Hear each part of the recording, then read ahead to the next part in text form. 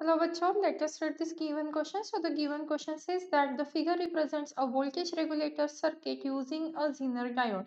The breakdown voltage of the Zener diode is 6 volt and the load resistance is RL, that is 4 kilo ohms. The series resistance of the circuit is Ri and that is given as 1 kilo ohm. If the battery voltage VB varies from 8 volt to 16 volt, what are the minimum and the maximum values of the current through the Zener diode? तो देखिए यहाँ पे हमें minimum and maximum values निकालनी है Zener diode के across, किसकी? Current की. Okay, minimum and maximum current, that means हमें यहाँ पे क्या पता करना है? IZ फाइंड आउट करना है, राइट? तो यहाँ पे हमें किसकी वैल्यू फाइंड आउट करनी है? IZ की. एक मैक्सिमम वैल्यू हमें फाइंड आउट करनी है एंड दूसरा हमें मिनिमम वैल्यू फाइंड आउट करनी है. ठीक है, अब देखते हैं क्या क्या गिवन है हमारे पास VZ की वैल्यू गिवन है, दैट इज 6 वोल्ट. अब ये VZ मतलब क्या? ये हो गया Zener डायोड. आप देख सकते हो ये Zener डायोड है, इसके अक्रॉस हमें पोटेंशियल ड्रॉप दिया है और वो कितना दिया है? हमें 6 वोल्ट दिया. अब आप देखिए ये जो Zener डायोड है इसके अक्रॉस इफ 6 वोल्ट हमारा पोटेंशियल ड्रॉप है तो ये जो RL रहेगा इसके अक्रॉस भी कितना रहेगा हमारा potential drop? That is equals to 6 volt. तो यहाँ पे इफ आप potential drop across load resistor VL से रिप्रेजेंट करते हो तो किसके इक्वल आ जाएगा? VZ के इक्वल आएगा and that will be equal to 6 volt. Okay, अब इसी के साथ हमें और कुछ वैल्यूज दी है, जैसे कि हमें यहाँ पे RL की वैल्यू दी है. तो RL की वैल्यू है हमारी 4 kilo ohms, that means 10 raised to the power 3 ohms. अब और हमें क्या दिया है? सीरीज दिया है यहाँ पे RI.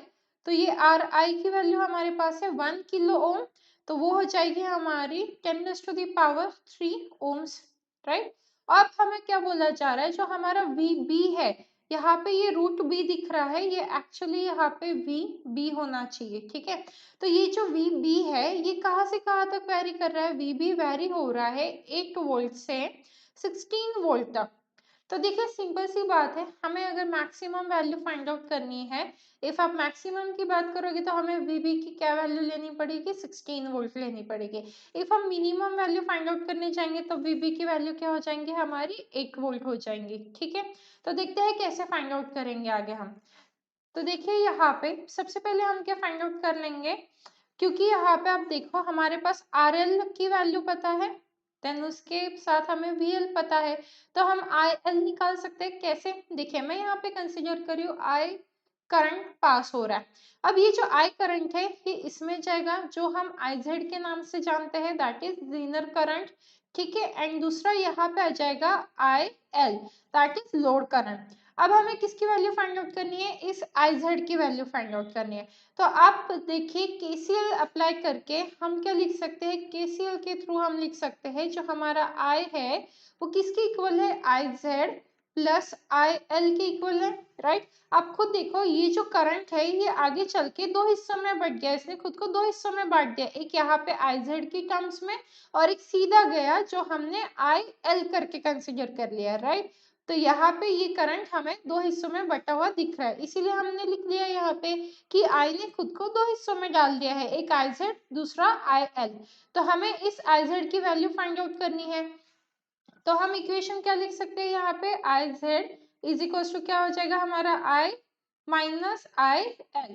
तो ये इक्वेशन हमारे लिए इंपॉर्टेंट बन जाती है. अब सबसे पहले हम IL की वैल्यू फाइंड आउट कर लेते हैं, क्योंकि हमें उसके लिए VL और RL दोनों की वैल्यू पता है. तो VL कितना है हमारे पास? देख लेते हैं. VL हमने लिया है 6 ओम एंड RL है हमारे पास 4 इंटू 10 टू द पावर 3. तो देखिए यहाँ पे क्या हो जाएगा? 6 एंड यहाँ पे 4 इंटू 10 टू द पावर 3. तो ये क्या हो जाएगा? 6 इंटू 10 टू द पावर -3 हो जाएगा एंड डिवाइडेड बाय 4. तो इसकी वैल्यू क्या आ जाएगी? मैंने पहले ही कैलकुलेट कर रखी है, इसकी वैल्यू आ जाएगी 1.5 into 10 to the power -3 ampere. तो अब आई है ये IL की वैल्यू. ठीक है, अब आगे देखते हैं. मेरे पास IL की वैल्यू आ गई है, IZ की वैल्यू मुझे फाइंड आउट करनी है. तो उसके लिए मेरे पास I की वैल्यू होना जरूरी है इसकी.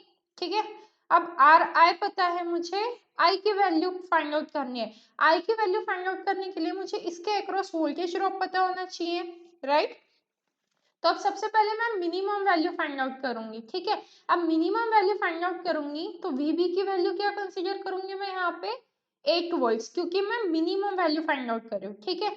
तो अब देखिए बैटरी सप्लाई जो है वो 8 वोल्ट का है, उसमें से 6 वोल्ट तो जीनर डायोड ने ही ले लिया है, तो ये आ रहा है यहाँ पे कितना वोल्ट बच गया, 8 में से 6 जीनर ने ले लिए, तो बचे हुए यहाँ पे है कितना है वो 2 वोल्ट हो गया। अब मेरे पास आर आई की वैल्यू है 2 वोल्ट है, तो मैं आई की वैल्यू इजीली कैलकुलेट कर सकती हूँ। तो यहाँ से हम कैलकुलेट कर सकते हैं I is equals to V by R I. तो यहाँ पे V की वैल्यू क्या है 2 वोल्ट है, और आर आई की वैल्यू मेरे पास है यहाँ पे देख लेते हैं, R I that is 10 raise to the power 3, right. So ये है हमारे पास 10 रेस टू द पावर 3। तो जब हम इसे कैलकुलेट करेंगे तो ये क्या आ जाएगा 2 into 10 raise to the power -3 ampere, that means हम इसे 2 मिली एम्पियर भी लिख सकते हैं, राइट।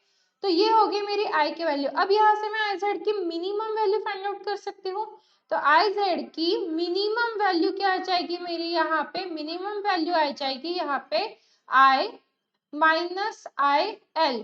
तो आई की वैल्यू क्या है यहाँ पे 2 मिली एम्पियर, तो ये हो जाएगा 2 into 10 to the power -3 minus I L की वैल्यू क्या है हमारे पास 1.5 इंटू 10 टू दी पावर -3, और ये क्या है एम्पियर है।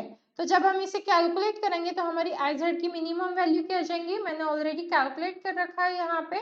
तो ये आ रही है हमारे 0.5 into 10 to the power -3 ampere, जिसे हम 0.5 मिली एम्पियर भी बोल सकते हैं।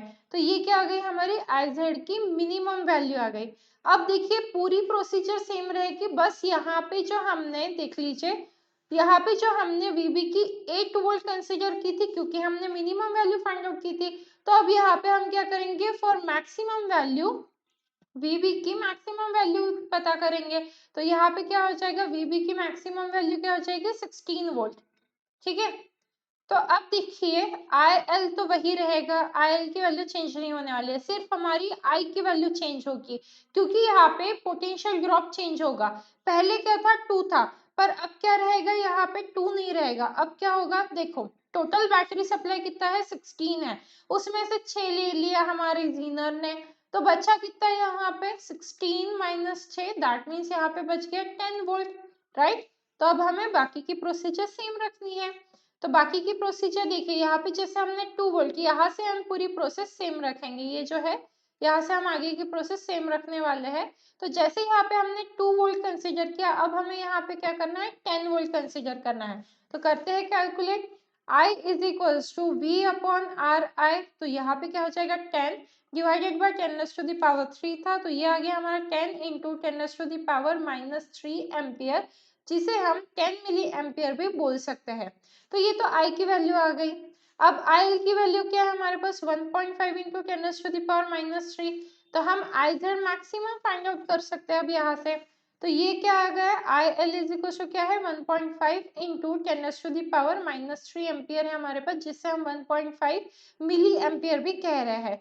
तो यहाँ से आई जेड की वैल्यू क्या आ जाएगी I minus I L, that means क्या हो जाएगा हमारा 10 into 10 raised to the power -3 minus 1.5 into 10 raised to the power -3 ampere. तो हम इसे सॉल्व करके क्या फाइंड आउट कर सकते हैं आई जेड की मैक्सिमम वैल्यू। तो आई जेड की मैक्सिमम वैल्यू क्या आ गई हमारे पास I Z max is equals to, ये आ गई हमारे पास 8.5 into 10 to the power -3 ampere, that means हम इसे 8.5 मिली एम्पियर भी बोल सकते हैं।